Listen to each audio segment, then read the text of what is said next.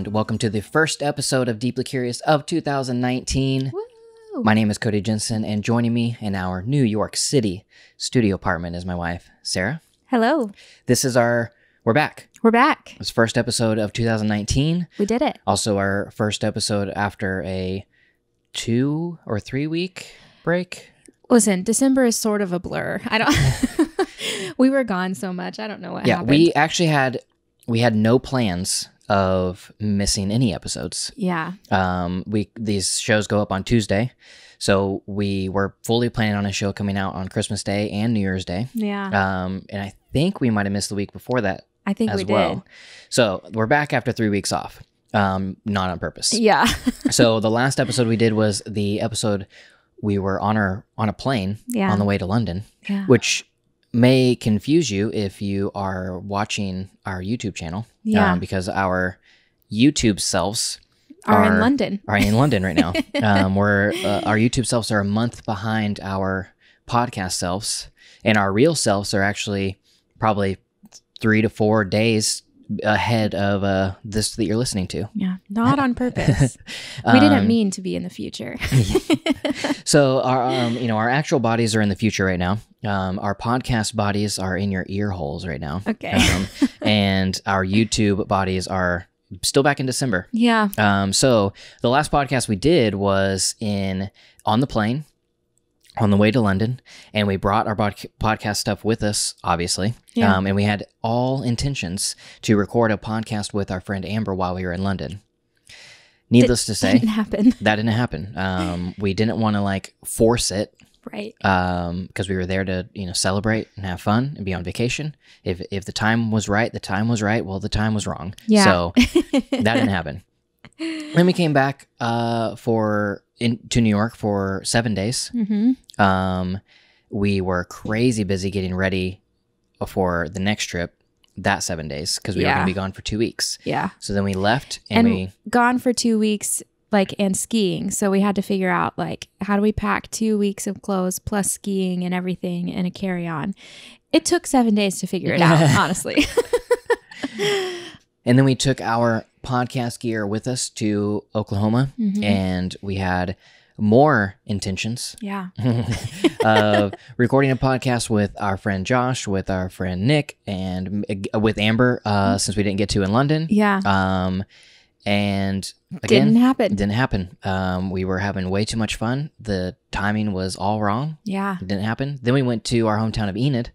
And we thought, surely we're going to have time here to do some stuff. And so I had every intention to record a podcast with my father. Yeah. And then we went skiing for a week and we'll say this, we never made the time to do this because obviously there would be time if we wanted to make it happen. Right. But we never made the time because, like what I mentioned, we were not there for work. We were there for family. We were there for vacation. We were there for rest and rejuvenation. Yeah. And so we decided not to force it. And that led to a 3-week break on accident. Yeah, it was a sabbatical, Yeah. Now that we're looking back. Yeah, it was a sabbatical. It was Truthfully, though, I didn't really plan that in work, but on a personal level, I really did plan that for the last at least 2 weeks of December when we went to Oklahoma. I was I had every intention of doing a hard reset in life. Yeah. I think it kind of worked. So that's the conversation that we are going to kind of talk about right now. But before we jump in, we're going to take a quick break and let you know about our sponsor.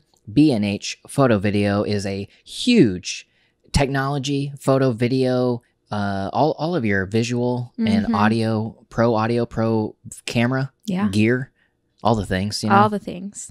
I don't know words necessarily. It's early in the afternoon. Yeah. Yeah. Too early for words. Yeah.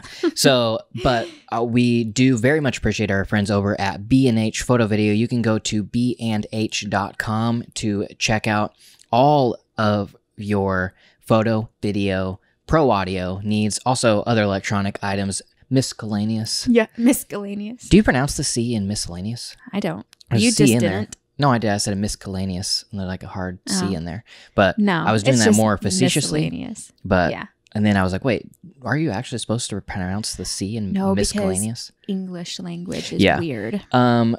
But the gear that we are using right now, these microphones, these stands, the recorder that the audio is being fed into, all is compliments of our friends over at B&H. They hooked us up. We very much appreciate their support of New York creativity in general, and just helping out the New York squad and having our backs. Yeah, good people. They also temporarily hooked me up with a Canon EOS R, Canon's first mirrorless camera, or full frame mirrorless camera, I should say, and that is what I've been using for the last month. And almost all of the New York walking tour, except for the first 2 videos. So the last 3 videos of the New York walking tour, and every video coming out until I say so, was filmed on the brand new Canon EOS R. It is a fantastic camera. Would actually very much recommend it. Yeah, you can't stop talking about it, really. I really like it. I really even like the kit lens it comes with. It made, I think, the footage from London, it made it even just a little bit more crispier than it would have been, and I'm happy with that. So I'll quit talking about gear now. But thank you to our sponsor, B&H. Check out their stuff by going to bnh.com. And you can also get links to everything that we use in the show notes. And if you use those links to get to B&H's site, we will get affiliate credit at no cost to you, and it helps us out a bit. We love that. Okay, so 3 weeks gone. 3 weeks gone. Took some time off to just reflect, and we also didn't put out a lot of videos during that time either. Right. Which was mostly because we were running around everywhere. It was kind of hard, again, to find time, or to make time, maybe. And that's the thing. I didn't want to make time. Right. Because we were in London for our 10-year wedding anniversary. Right. So that was very on purpose. It was very on purpose. I said, well, actually, the original plan was for the New York walking tour series to come out while we were in London. Yes. And through just lack of, I don't know, time management or, so whatever, things took longer than what I expected. Yeah. And so I did not get it edited in time for them to come out on the Monday, Wednesday, Friday we were in London. And so I knew that if I started it, that I would be spending a lot of hours while we were in London editing these videos. Right. And I was like, no, that's not what, we're not going to London for our 10-year anniversary trip to sit in an Airbnb and edit videos. Right. So I said, you know what? Let's just take these 3 videos off. We'll start posting them on the Monday, we get back. Right. That'll give me that 7 days while we're in New York to edit the rest of them, which is, that's basically what I did every single day. All day long was just editing that series, which didn't really allow me to get very much ahead for whenever we went to Tulsa, and then to Enid, and then to Breckenridge, Colorado. Yeah. So we have a lot of footage that will be coming out. Yes, because we filmed the whole time. Yes, we did. So lots of videos on the works, but they did not come out while we were gone. So we missed a lot of videos the last part of this year. But I think that's probably okay because, again, I think, like you were saying, you didn't want to make time. Like the point of... So if you have followed along with us at all...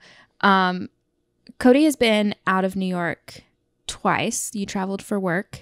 They were both work, but you traveled for work twice. And then I hadn't left New York at all until October when we went home for your sister's wedding. But that was only we were gone a total of 5 days, I think. It was and it was busy. It was not a vacation. Yeah. And so... It wasn't rest. Yeah, it wasn't rest. So coming up Christmas, we decided... we'd asked for flights home for our presents instead of actual gifts, which, of course, neither of our mothers followed that rule. They still bought us stuff. Yeah. But well, they're moms, Yeah. They didn't, it wasn't a normal Christmas. No. They didn't say. They didn't go crazy, but they did buy us too much stuff. There's no way they could sit there and let us not open anything on Christmas. So we opened a few things. Yeah. And it was all great. So, it was actual... good gifts that I needed, like house shoes that I really like really wanted, because I've never had like I know that sounds crazy. I'm 28 years old. I've never had like real hard sole house shoes. Yeah, well. And I really wanted some. You're a grandma now. You need them. Exactly. Anyways, it was like really good stuff that we needed that I had been wanting for a long time. That's practical. But point is, they weren't supposed to buy us anything because they paid for our flights home. Yeah. And we decided to go home for longer because neither of us have jobs. So we decided to go home a little longer to hang out with some friends in Tulsa who we hadn't seen in a year and a half. And it was really good, like just to chill, you know, with our friends in Tulsa and have like no plans. And have multiple days. And not like, oh, we need to cram all of our love into one day. It was like we had 3.5 days to spread it all out. To just chill and just be with each other. Yeah. It was nice. We would go to somewhere and we'd literally sit at a coffee shop for 5 hours or whatever, just talking. Mm-hmm. So I knew, like, when we decided to go a little extra longer, I thought, well, and then your parents wanted to go on a family vacation, so we tacked on a week at the end to go skiing. Right. Which this is like, we said, hey, families, can nobody get us any gifts? And please just all pitch in and buy us flights back home. Right. And they're like, okay, let's do it. And then after that, they're like, also, how about we go skiing for Christmas? Yeah. Like, I mean, I'm definitely not saying no. Right. But, you know. Yeah. And so we decided to go to Breckenridge, Colorado this time because I had never been to Colorado and you hadn't been.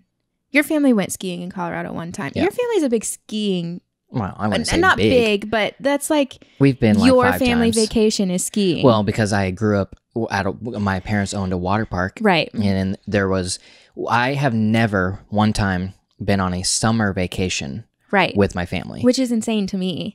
And I did not grow up skiing. The first time I went skiing was 6 years ago with your family. And this last week was the second time I ever went skiing. Mm-hmm. So I wanted to go somewhere that had like a town that was super cute that I could like, I don't know. I just thought it might be a little more interesting for me personally. Yeah. And a place that has weed, obviously. Right. Yeah. I definitely wanted some, I don't even have lingo. I had brownies, gummy bears, all the things. So anyways, we went to Breckenridge, Colorado. So with all of that in mind. Also, Trisha, we didn't do that, by the way. Oh, right. Mom, I did not smoke marijuana. Not that there's anything wrong with it if it's legal in Colorado. It is. I have no qualms with it whatsoever, but I should preface to my mother that I didn't do it. Anyways. Yeah. Anyways, so all of that to say, I knew that the last 2 weeks we were going to be just with family and there was hopefully going to be opportunity to just relax and rest. And 2018 was a really difficult year, I think. Well, for me personally, it was. But then also to like not leave New York at all was really difficult. Like I just got so like uninspired. Because I just need variety and change and whatever. It's just how I am wired. So I was really excited about the prospect of being gone for 2 full weeks. Plus, I was hoping that when we left, I would like, I guess, rejuvenate and like be excited to come back to New York and like work on things, I can't say that happened, but I do think that like 2 weeks was like a good amount of time for me to kind of like detox in a way. Mm-hmm. So was something that really surprised me is we were gone essentially the entire month of December. Essentially. We were in New York City for 7 days of December. Yes. And whenever we were flying back after being gone for the last 2 weeks, which felt like a good amount of time. Mm-hmm. It was enough. Yes, but for me, it was weird because I honestly was not excited about coming back to New York City. Same, and I felt that in October too when we left. But I thought well, maybe it's just because it was only 5 days and we were busy the whole time. Like, it wasn't a vacation. I didn't feel excited to come back. And I thought this time I would. Well, I knew I wouldn't feel excited about coming back from London because London and New York, you know. But I thought this time, like, spending 2 full weeks in the middle of nowhere, surely I'll be ready, you know. And I didn't feel excited. And I've tried to wondered if that means something, like, you know, like, what does it mean? Right. Well, and like, I don't think both of us know that New York isn't forever, right? Regardless of if we end up in London or not, like, New York isn't a forever place for us. So I was like, does that mean we're coming to the end of our time here? You know, like, just how I do. And I was thinking about that, like, all this week. So we got back the 31st, Monday, and today is Saturday. So I've been thinking about it all week. And I can't say, I don't know if it means anything or not. I am now, though. I'm feeling better about being here. Like, having spent this whole week in New York, detoxing the 2 weeks before, and then just, like, kind of recovering and, like, just chilling at home or whatever. Like, I feel good now. Yeah. I feel like, I guess, happy to be in New York. It's just weird because 2018 was such a weird year. I mean, we're doing, like, all these cool things and, like, you know, podcasting and YouTubing and freelance video jobs and, you know, whatever. It's like fun stuff, meeting cool people, hanging out with cool people.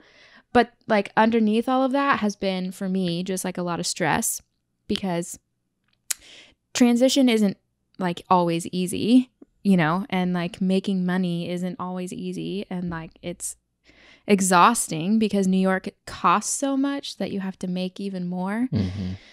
So there's just been, like, an underlying, like, stress of a year. And I feel like I'm coming out of that a little bit, which is nice. And I think maybe that's making me like New York a little better. New York is hard sometimes to live in, but I feel like I'm, like, being reminded about why I love New York. You know what I mean? Yeah. I mean, I would say that I don't think I've made it there yet. I think that it probably comes down to relationships. No, I 100% feel that way still about, I mean, like I said, we have, like, friends here and, like, people that I love to hang out with who are super cool. But coming from Tulsa, Oklahoma, community in Tulsa is just unlike any, I mean, I haven't lived anywhere else, but from what I've been told, like, it's unlike anywhere else. Like, Tulsa does community so well. And, like, all of my best friends, my life friends, are because of Tulsa. Right. And you just don't have that here. And I don't know if it's because, like, the coasts don't necessarily value community as much. I mean, because it's true, people move here to work, right? So maybe they don't value community, or maybe it's just, like, hard to build community. It's weird because I feel like we made friends quick. Like, I mean, I feel like getting in to a friend group was simple and, like, fairly easy, but it's like going that extra deeper step has been more difficult. And I don't know if it's because, like, people are just always busy in New York, or if I don't know what it is. Well, yeah.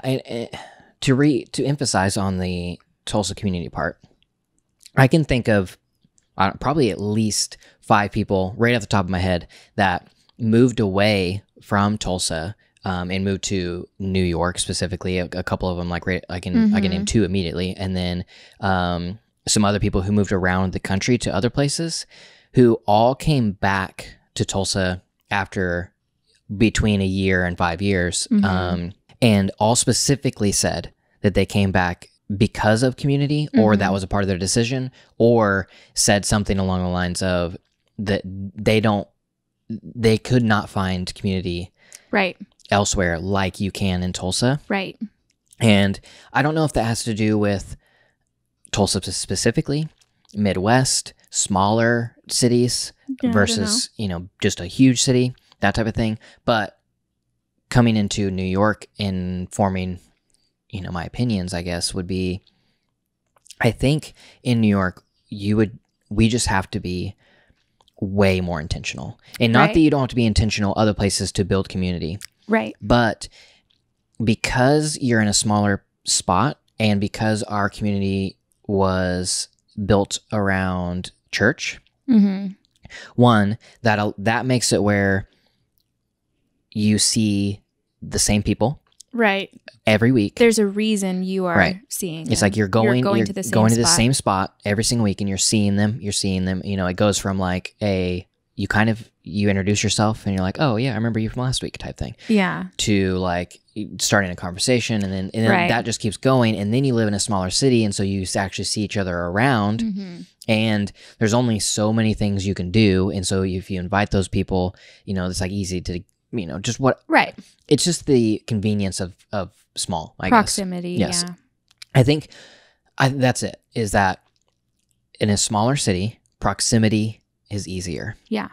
Versus in New York City, because everything is, you don't have to leave your neighborhood to have everything that you need to survive. Right. You can survive within your like half-mile radius. Mm-hmm. And so proximity is hard. Proximity takes intention. Mm-hmm. And I think that moving forward, I think in 2019, I feel like that was one of my goals in 2018, and I feel like we developed some relationships, but I feel like in 2019, one of my goals is to be very intentional to build deep community, Right. not just Community. not just a community of people that I have their phone number. Like, Right. it's a, you know, deep, like it's not about, are we hanging out But this weekend, but what are we doing? Yeah. Like, am I coming to your house? You coming to my house? Like, what's going on? Like, Right. that it's not a question of like, which is how it was in Tulsa. It's not like, you know, where are we going to lunch this Sunday? It's Right. like, where are we going to lunch this Sunday? Yes. That type of thing. Yeah.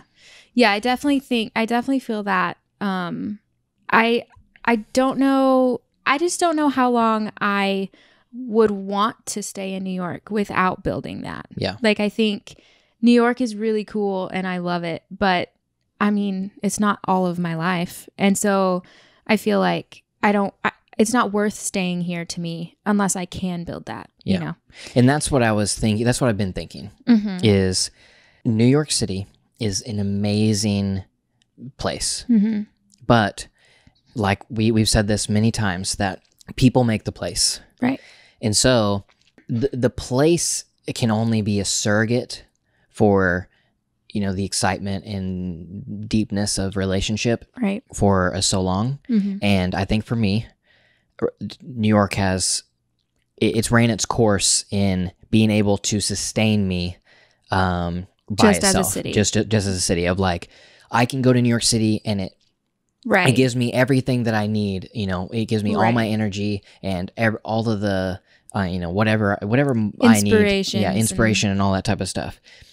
It did that for a Right. year and a half, basically, with, you know, some relationships building. And I think that if we wouldn't have built the relationships we have, it would have been even sooner Right. than now. But after going back to Tulsa and really experiencing the people again of our people, and Mhm. like jumping right back into conversations and jumping right back into Where we left off. where I we mean, it's just that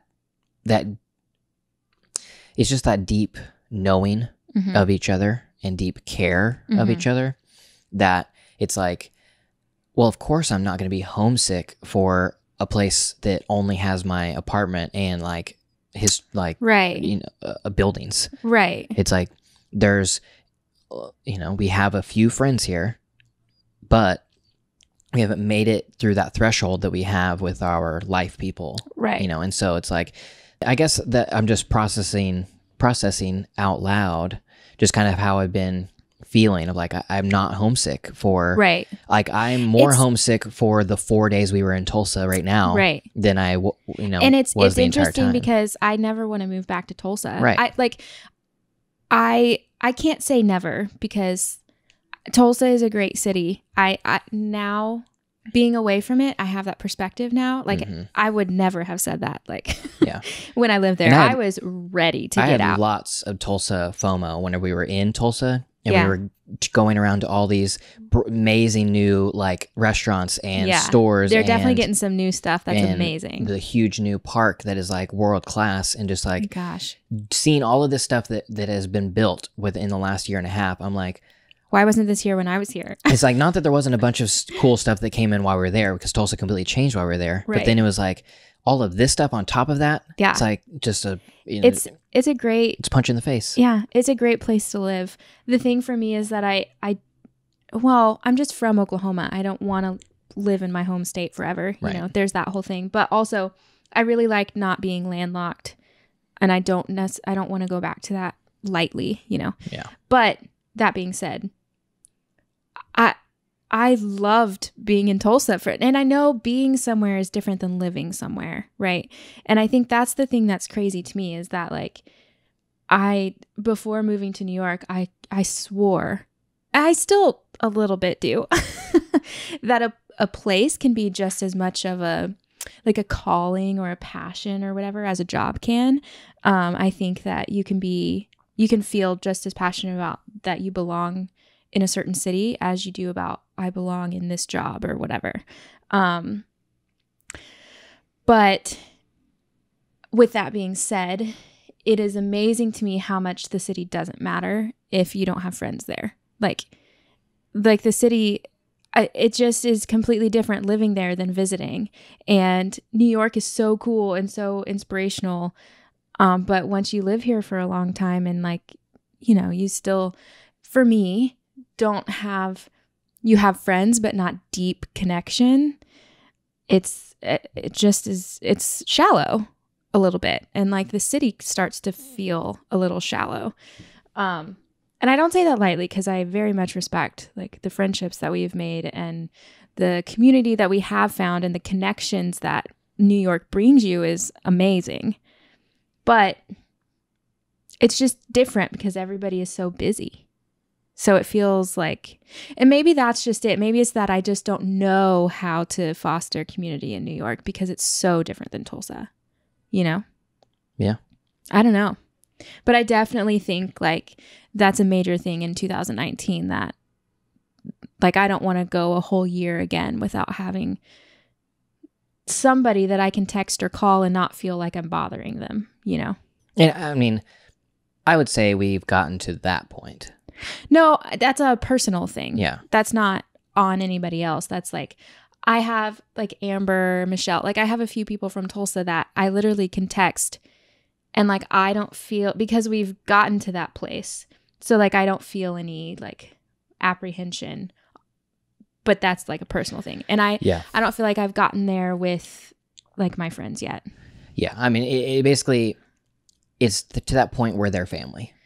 Right. Where it's like, you can text, or you can call, you can do whatever at any time. You can say anything. Yeah. It doesn't have to be like a, hey, how are you? You know, whatever. And like, whatever. I literally can just text Amber, like whatever is happening in my day that I'm like irritated about or something. And because it is to that like family level where you don't feel like you have to make sure that you're not misunderstood. Right. It's like, and well, I mean, I don't know if I want to text them about this because I don't know if they would misunderstand, you know, me, or like that I might make them mad or whatever. It's like, but whenever you've developed those relationships into family, right, and you don't worry about that anymore. Mm-hmm. It's like your guard is down, you can be completely open, and I think that is whenever that is true, like relationship, and that is obviously one of the beauties of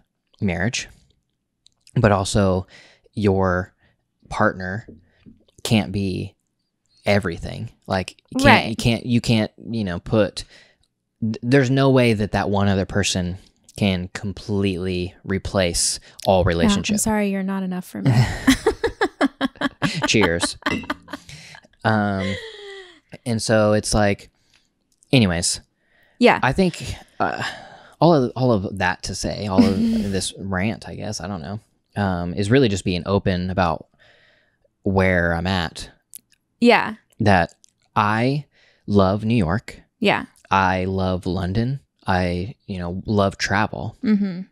But there's no way, I know now, I guess, that there is no way that just moving or just an amazing place Right. can sustain me. Yeah. And Honestly, and I'm a inspire little, me and yeah. and all that. I'm a little bummed that I learned that about myself. Which is funny. It's a lesson that I still haven't quite accepted. It's a lesson you haven't quite accepted, and it's a lesson that you could have already learned before we even moved. For sure. 100%. Well, not that you easily accept learning opportunities from me, but I do the opposite. I do not accept learning opportunities.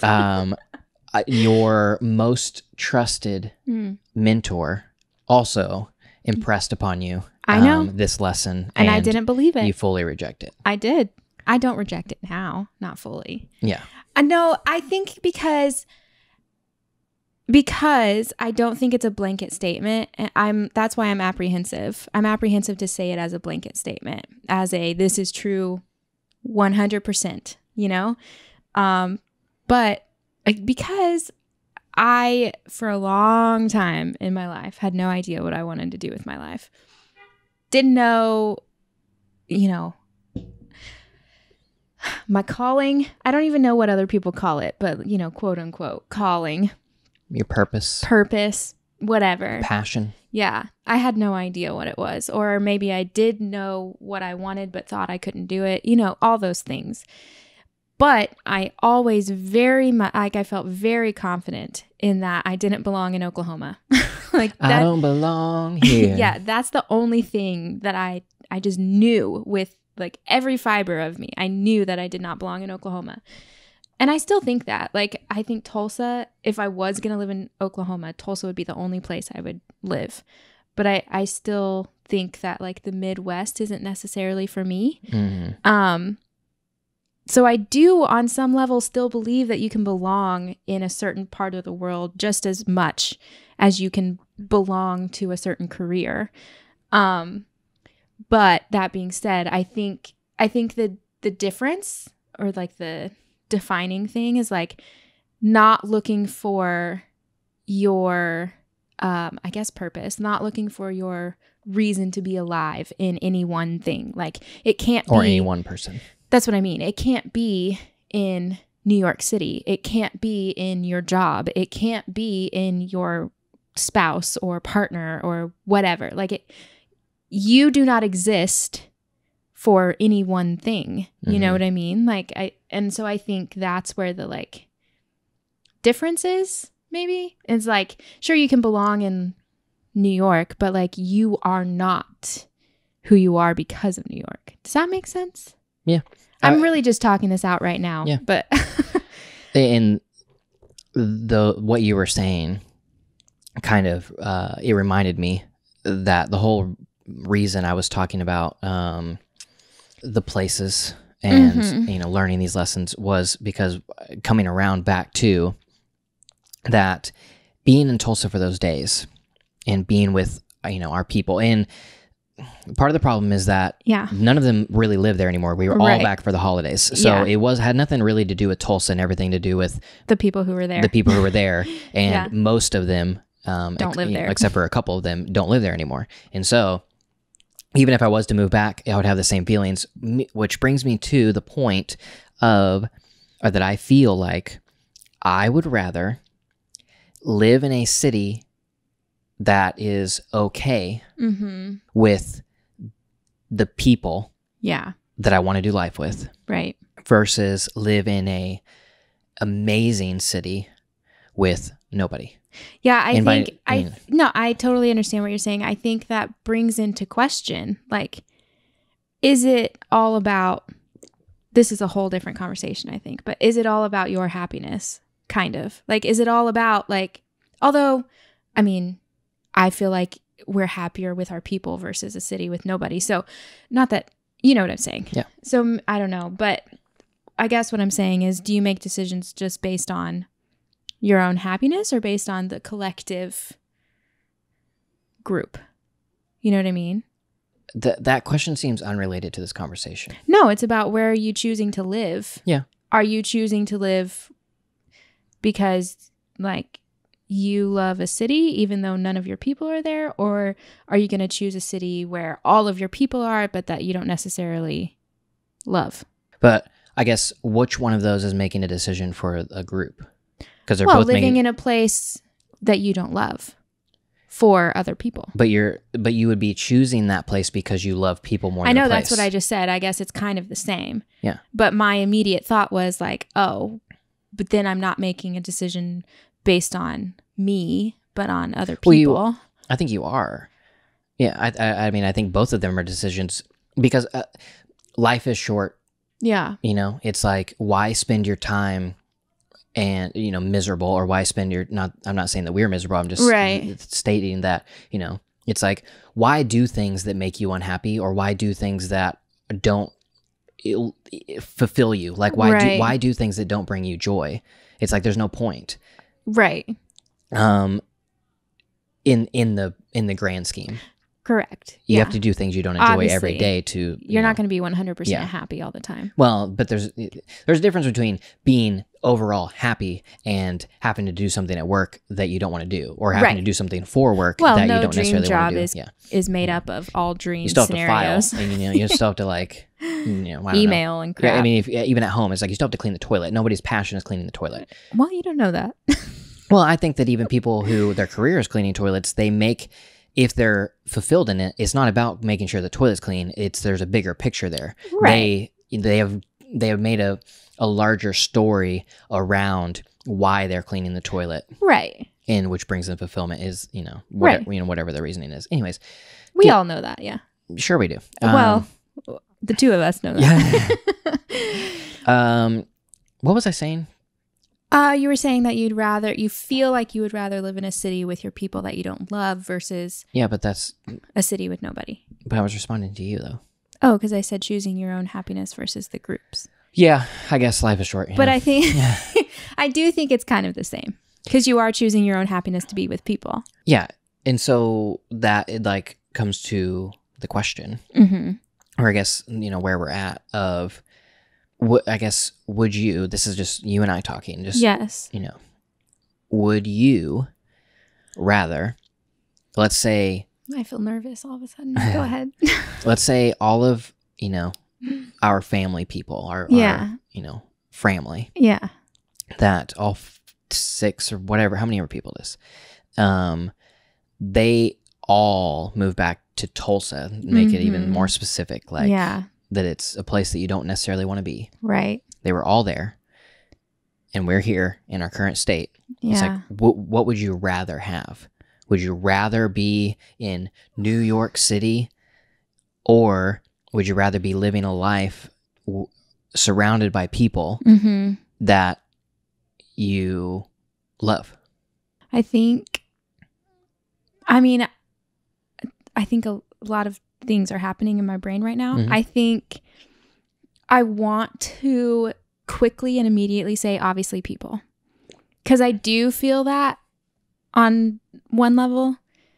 But I also know me too. And I know how bored I get. And I know how much change and variety that I need. Not that I necessarily participate in a lot of the stuff New York has to offer. I mean, I have my routines here, just like I had my routines in Tulsa. And so I don't know if it's necessarily that I have to have the things around me because I want to do them. But there is like a part of me that's like, I couldn't just sit in Tulsa all day, every day. Like, I know I couldn't. So maybe if it was like in Tulsa with my people, but we were, traveling a lot or something, like if you and I had the means and the schedule and all of that to be able to go whenever we needed to go, I think that would be the most ideal. But I also, I don't know. It would be, so it's really hard to answer because it's like, I know what it's like to live in New York now. Right. At least a little bit. A little bit. You know, it's like it's approaching 2 years. And not that I can't remember what it's like to live in Tulsa, Right. but the nostalgia right, has set in now. The now nostalgia, it's not just the daily life of Tulsa; it's the nostalgia of Tulsa. It's like I am picturing the ideal. Right. You know, and the ideal is great. I remember it's kind of like I've always said about like your memories or whatever. You only remember the best things, right? Like in Iceland when it was freezing cold and 100-mile-an-hour winds. I don't remember that when I think of Iceland. I think of the waterfalls and how beautiful it was. That's how it is with Tulsa. I don't think of how bored I was every day. I think of like, you know, having the highlights. Yeah, I think of having our close people, and I think of having 20 plus people over to our house every Sunday, and I think of like the good things, and that all sounds incredible to me. But when I actually think about it, like even just the practicality of going places in Tulsa is impossible. Not in Tulsa, but leaving Tulsa. Right. Like you're so landlocked. There's nowhere to go. You have to drive 6 hours to be out of Oklahoma, you know? And then flying anywhere is freaking expensive because everything is like the airports in Oklahoma are so small. We were just looking this up the other day. Well, because it's like an international airport. Yeah, it's called the Tulsa one is called the Tulsa International Airport. Yeah. And the Oklahoma City Airport is called the Will Rogers World Airport. And neither one of them have an international flight that leave out of them. Right. You always connect to somewhere else. And so it makes it like incredibly expensive to fly anywhere. Yeah. And whereas what was it? Tulsa's airport only has 18? 18. Yeah, it was Tulsa's airport only has 18 nonstop flights that leave out of it, or nonstop destinations. I should say, not flights, but there are only 18 destinations out of the airport that are nonstop. Right. It's tiny. And New York is not one of those. Yeah, New York's not one of them. You usually have to fly to Dallas or something. But it's like New York. I mean, everything is at your fingertips. Everything. We went to London for like really cheap. Really, really cheap. Less than a domestic flight here. Yeah, I mean, our combined flights round trip to London were the same price as our combined flights round trip to Oklahoma. Yeah. It's so expensive. And not to mention like all the trains that we have available to us in the Northeast that we can be in Boston or DC or anywhere in the Northeast. Yeah. But we've been here a year and a half and haven't taken advantage of it. Right. But that's because we're, trying to. We're starving artists. We're starving artists. Speaking of, if you want to go to shop.deeplycurious.fm, you can get yourself some Deeply Curious swag. We got a mug, some t-shirts, a hoodie. All of that helps us take a train to Boston. Yeah, I do think though, like there are those kinds of amenities that I very much want at my disposal that Tulsa doesn't offer. But then I'm thinking, well, in the ideal situation, if we're in Tulsa with all of our family, right, all of our friends, and we have enough money, we're making enough money, then it doesn't really matter. I would be fine spending the extra. But the question is, would we be making enough money? Because I don't know. Yeah. I don't even know what we would be doing. Right. It's like, because that brings into YouTube. Right. It's like, could we actually continue to grow and basically could we build our thing, whatever this thing is called that we're building, podcast, YouTube, all that type of stuff. Could we actually do that in a place like Tulsa, right, versus being in a New York because New York is its own character, right? New York, and everybody wants to see New York. There's always stuff to do. There's and nobody is searching for like vloggers in Tulsa, Oklahoma, or things to do, and just all the things that people search for with New York at the end, right? Never is replaced with Tulsa. Never. And there's not even those things to do in the Tulsa. Organic like searchability is not there. Right. Nobody cares about a walking tour of Tulsa. Yeah, and also there's no sidewalks. You can't walk there. There's not a community in Tulsa of whatever we are. Right. and a filmmaker. I mean, I guess whatever it does, just that it just makes it more difficult. Yeah, collaborations, all that type of stuff would be significantly harder. So it's basically like the career path we are on now. Is that even a career path we could have? Right. Maybe in if Tulsa? you've already made it and you decide to go back, and then you can again afford to go wherever you need to go to do whatever jobs you need to do. Right. Maybe. And that's the thing too, is that I can name YouTubers right now who live in places that are basically Tulsa's. Right. And they make it happen. They do it. They do it. But I feel like I don't know. I kind of feel like our content is more explorative. Mm-hmm. And, it is, we are us. And I hope that the community that we're building is people who enjoy us as people and want to like, they like what we're doing. But also we involve a lot of very interesting things. But there is something to be said about like we could go on road trips, or like there is a lot of like nature-y things that are cool around Oklahoma. I don't know. Anyway, it gets into a whole thing of like, could we even be doing what we're doing? Also, I have no idea. For not you, but for the listeners, we're having an open conversation right now. We have no plans of leaving New York. Yeah, none whatsoever. Yeah.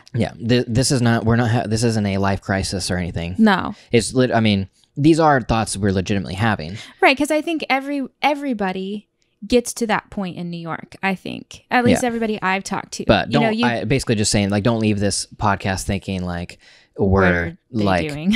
We're having a lonesome, crisis, and we're trying to get out of New York City. It's more so. I think you should be honest with yourself. Yeah, we're just like open, vulnerable conversation about what we're feeling.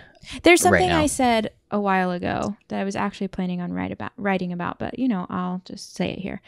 I write about it later. Yeah, probably. I wrote a little thing, and I just said, I think you should always ask yourself why you're chasing what you're chasing. And I think that's exactly what this is. Like, you can chase whatever you think, but whatever you want, but you should still ask yourself why you're doing it, and like ask yourself in the middle of it, even if it's something you still feel like you're supposed to be doing, to like explore those questions, because it's important to know instead of just being on autopilot.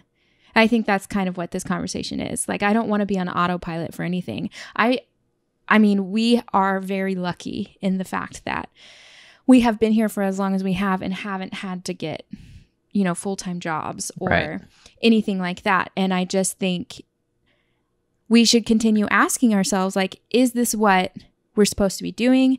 Are we even enjoying what we're doing? Mm-hmm. All of those questions. Like, you should just be intentional with your life. I think that's what this conversation is.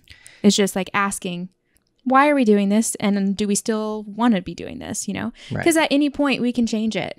And that's nice and liberating to know. Here's a question I already know the answer to, but I still think it's fun to ask you. Oh gosh, okay. So, you're thinking about, New York without family relationships. Right. Versus a less than ideal place with strong family relationships. Mm-hmm. But we have not had to have full-time jobs in New York City. Right. Is any place worth a full-time job? No. 100% no. If it comes to that, I will leave New York.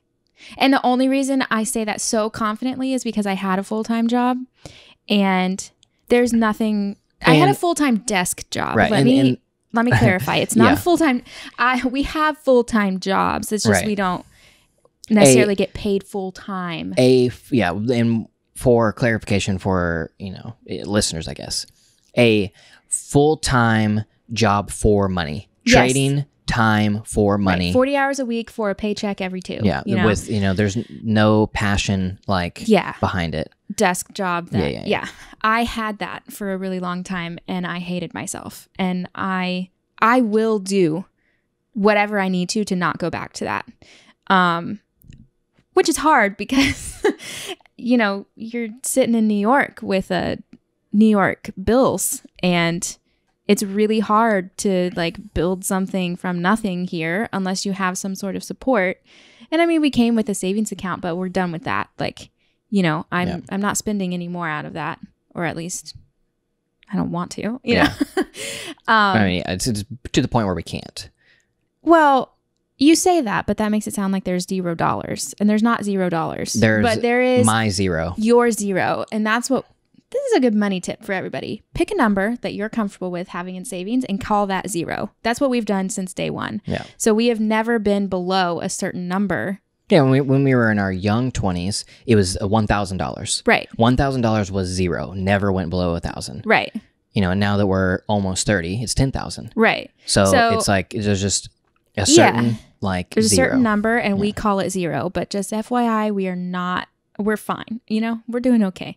But anyways, I would do whatever I need to not get another trade my soul for some money job. And that includes leaving New York. Which, I mean, I think that we did a whole podcast about that, of is New York worth it? And that was a conclusion we came to, is it's like, for us. I love New York, but I will not trade my soul for anything. Yeah. That's where I'm at. And I don't think that's a bad thing. You know, maybe people don't understand it, or maybe they don't agree, and maybe they don't feel like they're selling their soul for a desk job, and that's fine. I have nothing against any of that. Like, whatever you want to do, you do it. But for me, it's not worth it for me. I know what I'm like when I have a job like that, and I'm not a good person. So I will live in a smaller place that's cheaper, that will afford me happiness. Broke before broken. Ooh, yes. That's going to be a new tattoo. No, I would not get a full-time desk job. And that makes it really hard because I don't really know how to make money. Like, I say that in a, like, again, building something like what we're trying to build, and like, it's all kind of new for me because I quit my full-time job 3.5 years ago, but we didn't start doing this stuff until a 1.5 years ago. So I'm only 1.5 years into a new whatever this is, and I don't really know what I'm doing. Yeah. So like, I feel, again, really kind of stressed a lot about all of that, mostly because I don't have any solid game plan. Yeah, I mean, we went from an 8-year and we were career. I mean, we were pretty set in Tulsa. Like, we had a great home, we had a great savings account, we had businesses. We were good. We were golden. I was working part-time at a job that I just genuinely enjoyed. It's not because I needed it. Mm-hmm. I just liked it, you know? And like, it got me out of the house for 20 hours a week, and that was fun, you know? And now we're here, and I'm like, oh gosh, I have to actually like build something to make money, you know? And like that, it was always so easy in Tulsa, and it's just like different here, and I'm new to the game. So it's like a lot of stress, but I'll do it so that I don't have to get a desk job. We started over. Yeah. Basically all new careers. Yeah. All new level of bills. But also an all new setting. Yeah. That we want to be in, that we love, and that is fun. Yes. And that we feel called to, and that has great connections and great people. Right. And, you know, from our worldview of Christians and our experience of very much knowing that God spoke to us and called us to be in New York City. Right. Like, I don't take any of that lightly. Yeah. So. And which, for me, this is just I'll speak for myself, not for the collective marriage. That for me, that in itself fuels me to continue building what we're building. Mm-hmm. And even though it's been 1.5 years and we, haven't haven't exploded, or, you know, maybe aren't successful or maybe what other people wouldn't define as successful. Yes. And we haven't made it to over that threshold of creating art as a living Right. yet, because the living part hasn't come. We're creating the art, and we're putting Right. it out there, but as a living has not fully come. Meaning it's our only source of income, right? Is that what Right. you're defining it as? Yeah, or just pays bills, Right. type thing. But that's what I mean. Yeah, like, is our living. But I have this dream, I have this passion, and I have this strong conviction that we're doing what we're supposed to be doing, and I'm willing to persevere. Right. I think also if you take it like not taking, the Christian worldview or whatever you want to call it into account, there's so many like quotes, and I can't think, the account niche on it's _NITCH if you want to follow a great account that just has really great quotes from a lot of great people. Anyways, there was one on there the other day, but basically they were saying the people who the difference between the people who succeed and the people who don't are the ones who succeed continue or persevere or whatever. That's like the gist of the quote. And I do think on some level that's very true. Like, it sucks in the middle of it. And like, I think we're in the middle of it. Right. Like, I think we're at the point where like you either continue or you give up. And like that determines your life, you know? And I feel like a piece or a big part of me is like, oh no, we're just supposed to persevere now. Like, it feels like it's not working. It feels awful. I am like stressed out a lot of the time, but I do feel a very strong conviction that like, you're just supposed to persevere. And like, this is what makes you, you know what I mean? Yep. I think that's where we're at. Yeah. So, I mean, I'm not giving up on New York by any means. I'm not, just asking some questions. Right. And I think there is a really great book, TED Talk also, about grit. I think the book is literally called Grit. Yeah. And a lot of times that is the defining factor, or at least one of the factors that is in every success story. Yeah. Is, I mean, is you have grit. to be stubborn. Yeah. And like, you're just willing yeah. to do what we're doing. Like, be here, start something, and a year and a half later, it is growing. There are signs of health, and there are signs of moving in the right direction. Right. But at a slower continual pace that would be very, very easy for, anybody to be like, well, I've been doing this gave it my best. Yeah, what else could I do? And what else you could do is keep going. And I have zero idea if this is going to work out. Like, oh yeah, this could have been a really bad idea. I have no idea if this is going to work out. Yeah. And it could be, just one of these big life risks that I've taken that I will have a story to tell, in a couple decades about that thing that I did. And it's a failure that made me who I am today. Or it could be one of those stories that I did and I kept going and I kept going, and it seemed like it wasn't going to work out. And then this happened and it made me the person that I am today. Yeah. Because of that. I think also a thing that most of us need to remember, like in the internet age, is that success doesn't come in 2 months or whatever it is. Like, there's so many examples of people who literally just blew up overnight, or it seems. Yeah. Or maybe even they did blow up overnight, but that's not a sign of success. It's a sign of growth, of audience growth, but it's not a sign of success. And I think mostly you won't see success. You know what I mean? Yeah. Like, it takes so long to build something, and building is longevity. So anyway, and also in the internet age, we forget that it takes time. Right. And in what it's essentially the other side of what you're saying is that whenever you do see Right. somebody who explodes and it seems like an overnight success. Don't forget about the probably decade or more Right. that preceded that success. Right.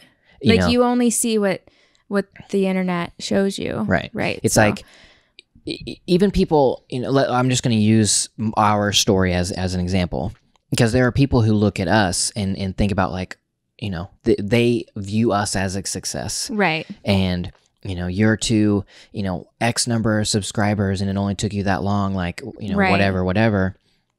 Or, your videos are so good, that type of thing. And I did not start making videos a year and a half ago. Right. I started posting videos on YouTube Right. a year and a half ago. Right. But I started making videos 15 years ago. Yeah. I had a career of creating content, Right.